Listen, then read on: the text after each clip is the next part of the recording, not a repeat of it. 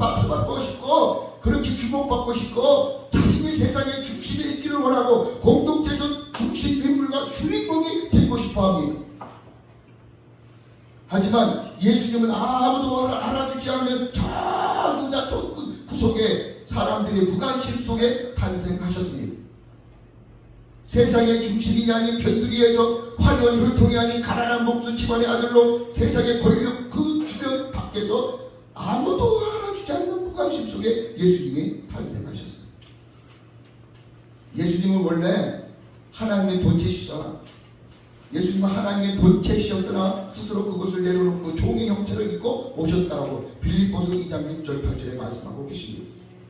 겸손히 자신을 낮추되 겸손히 자기 자신을 낮추되 죽기까지 순종하시면서 십자가를 완성하신 분이 예수님이십니다. 예수님이 탄생하신 베들레헴에는 겸손의 씨앗이 심겼고 십자가를 진 골고다 언덕에는 겸손의 열매가 맺혔습니다. 작은 마을 베들레헴은 겸손의 씨앗이요 골고다 십자가는 겸손의 열매라. 할렐루야. 그래요. 예수님께서 작은 마을 베들레헴에 겸손하게 태어나신 우리 예수님, 그 예수님처럼 저와 여러분들도 겸손한 사람으로 새롭게 태어나는 성탄절이 되기를 축원합니다. 하나님의 은혜와 복은 위에서부터 아래로 흘러갑니다. 겸손하게 작고 낮은 곳에서 처할 때 우리는 위로부터 임하는 성령의 은혜를 누리게 될 줄로 믿습니다. 겸손은 성탄절의 주인공이 우리 예수님을 담는 것입니다. 생명에 놓으신 예수님의 구원을 담는 복된 그릇입니다. 성탄절의 주인공은 산타클로스의 할아버지가 아닙니다. 두둑버섯도가 아닙니다. 성탄절은 돈 많은 사람들만이 주관하고 있는 그 기업물이 아닙니다. 성탄절의 주인공은 낮고 낮은 천한 몸으로 이 땅에 오신 예수 그리스도만이 주인공이십니다.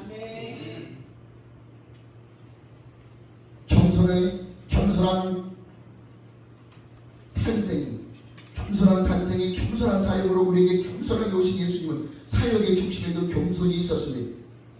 예수님이 선택한 제자들은 주로 다 어부였고 소수 세리도 있었지만 어부는 당시 평범한 직업이고 세리는 주인의 대명사요 그들은 상류층이 아닌 평민들이었습니다. 목자들은 다 어렵게 짐승을 치러가면서 어렵게 살아가는 평민들이었습니다. 겸손하신 예수님은 이런 부류의 사람들이 겸손히 사역하셨고 그들을 훈련시켜 겸손히 십자가를 지는 제자로 만들어 주셨습니다. 초대교회를 세우고 움직이는 사람들 역시도 자랑할 만한 능력을 갖춘 사람보다 내세울 것 없는 겸손한 작은 순종을 가진 사람들이 초대교회의 주인공들이었습니다. 또한 겸손하신 주님은 평범한 겸손의 사람들을 택하여 비범한 일들을 하셨고 예수님은 겸손으로 위대한 하나님 나라를 확정해 주셨습니다. 겸손하게 낮은 곳에 처할 줄 아는 사람, 여러분 겸손하게 낮은 곳을 처할 줄 아는 사람들이 세상을 섬기게 함으로 새로운 구원의 역사를 창조하셨고 세상에 변두리에 있지만 권력과 명예를 다 내려놓고 하나님께 겸손히 순종하는 사람들과 예수님은 동력하셨습니다. 그래서 교회에서도요 겸손하게 섬기는 권사님, 장로님, 집사님들, 성도님들 겸손하게 목사님 스트레스 받을까봐 근데 목사님에게 신경 쓰지 않도록 어느 장로님이 그래요. 우리 목사님 스트레스 안 받고 강의하는데도 담이 다 1년 2번밖에 안 들어가요. 목사님 신경 안 쓰고 목사님이 기도하시고 목사님 원하는 거 하세요. 항상 그 장로님은 이렇게 목사님 하는 대로 받쳐줘요. 겸손하신 장로님이에요. 겸손하신 집사님들이에요. 겸손하신 성도들이에요. 교회에서 자꾸만 내가 내 입이 목소리가 높여지면 안 돼요. 세상에도 말이야 한 기업에도 회장님, 사장님 위에는 다른 사람들이 목소리가 크면 안 돼요. 질서의 하나님이에요. 질서의 하나님. 세상에 변두리에 있지만 권력과 명예를 다 내려놓고 하나님께 겸손히 순종하는 사람들과 예수님은 같이 일하시고 동력하셨대요.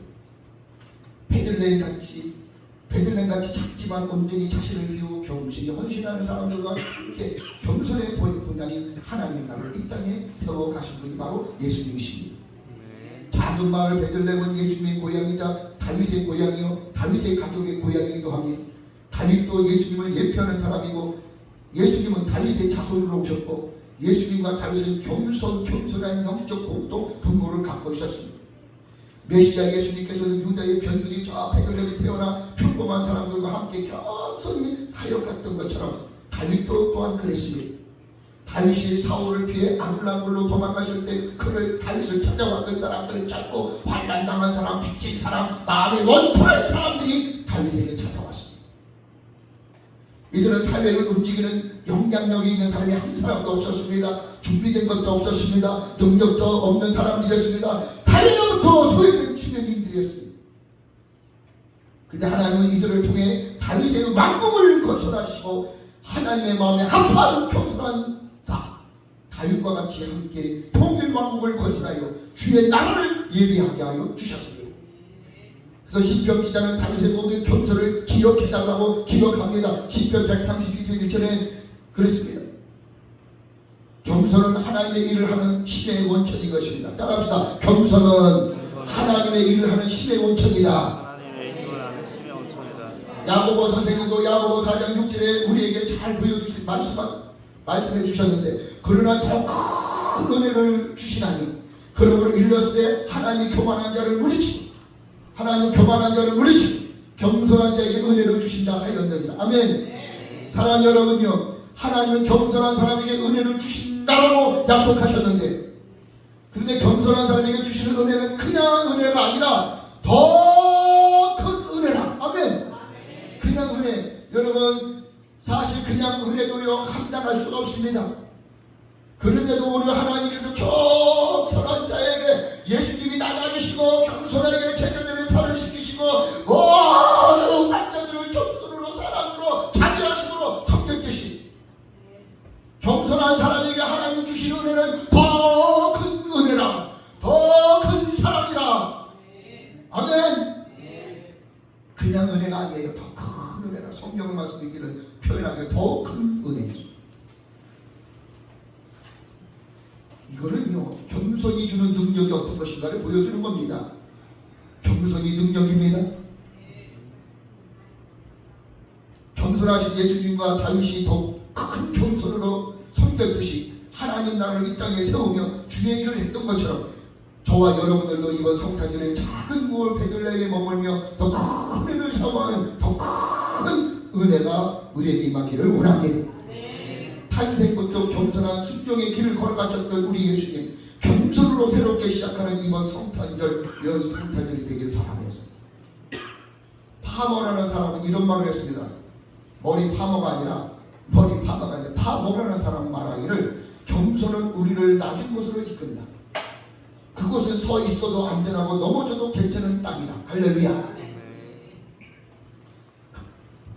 파머라는 사람의 말처럼 겸손은 우리 영혼을 낮은 곳에 서 있는 십자가에 이르게 하며 예수님께서 하나님의 모습을 버리고 겸손히 종의 모습으로 오신 것처럼 겸손은 가장 낮은 자리 십자가 앞에 우리를 서게 한다는 것입니다.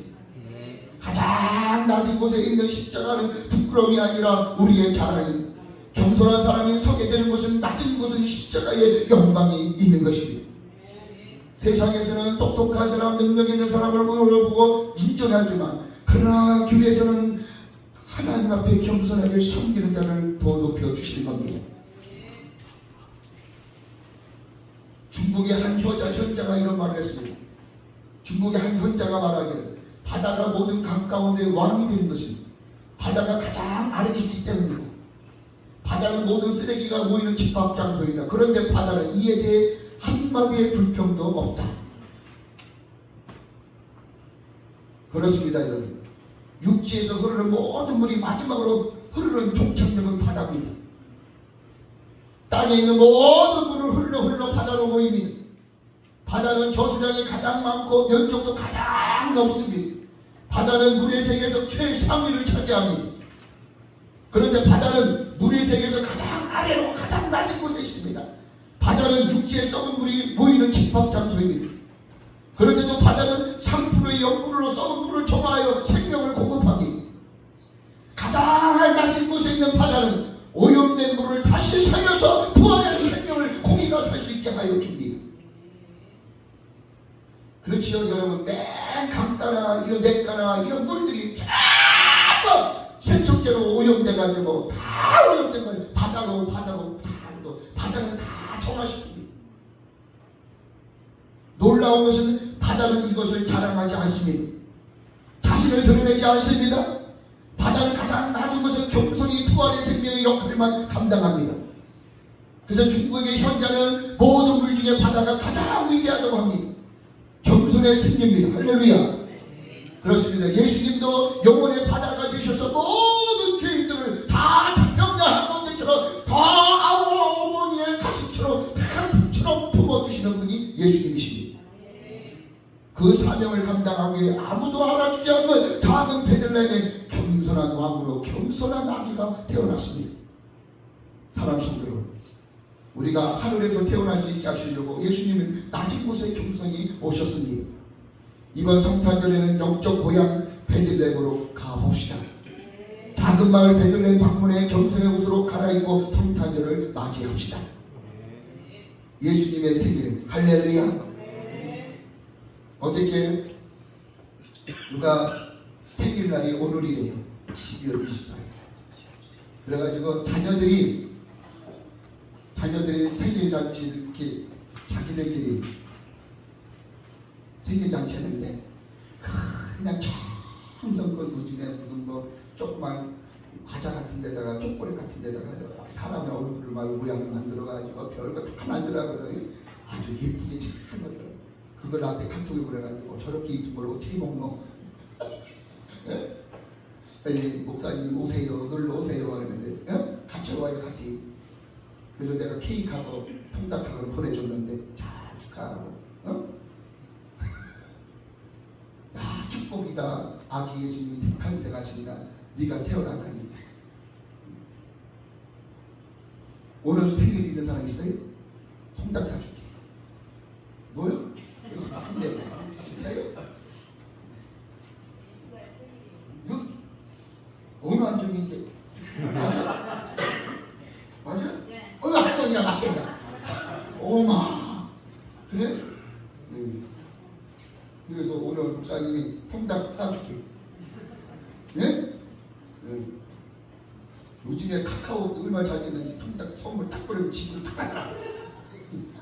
응? 아니 어느 때는 맨날 늦게 와가지고 저 귀한 일이 애를 너는 오늘 일찍 왔네? 이야 놀래 놀자다.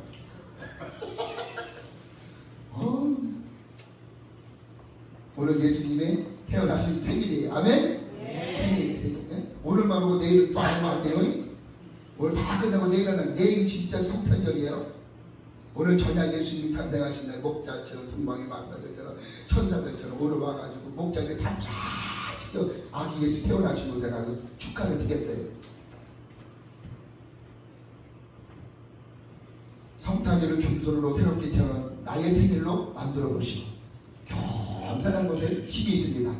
겸손한 것에 능력이 있습니다.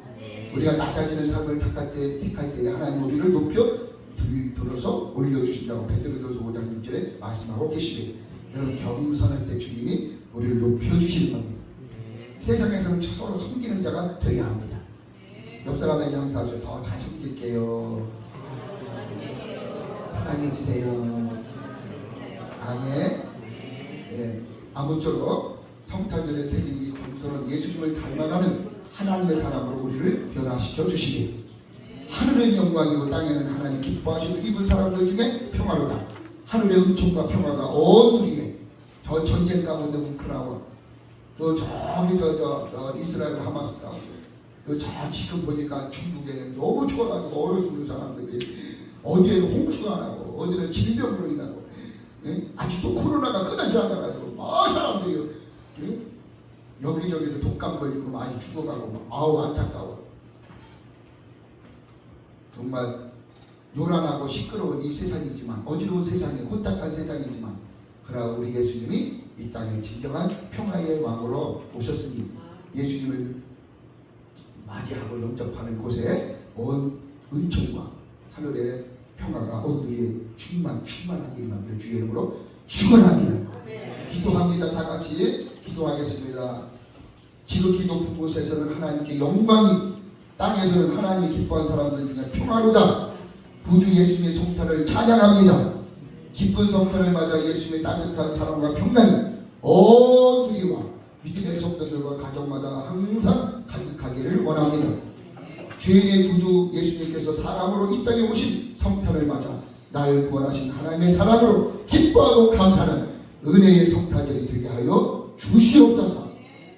우리 아이들도 우리 성도들도 온 마음을 다해서 온 교우들이 하나님 앞에 이렇게 예수님의 성탄절의 장기를 보이려고 또 솜씨를 보이려고 예수님 앞에 나와서 찬양합니다. 율동을 합니다. 연극을 합니다. 여러 가지 또 성실을 합니다. 준비했습니다. 예수님 기뻐받아 주시옵시고 우리 모두가 함께 우리 구주 예수님을 기뻐 찬양하는 기쁨의 사람들이 다 되게 해주세요. 예수님의 이름으로 기도했습니다.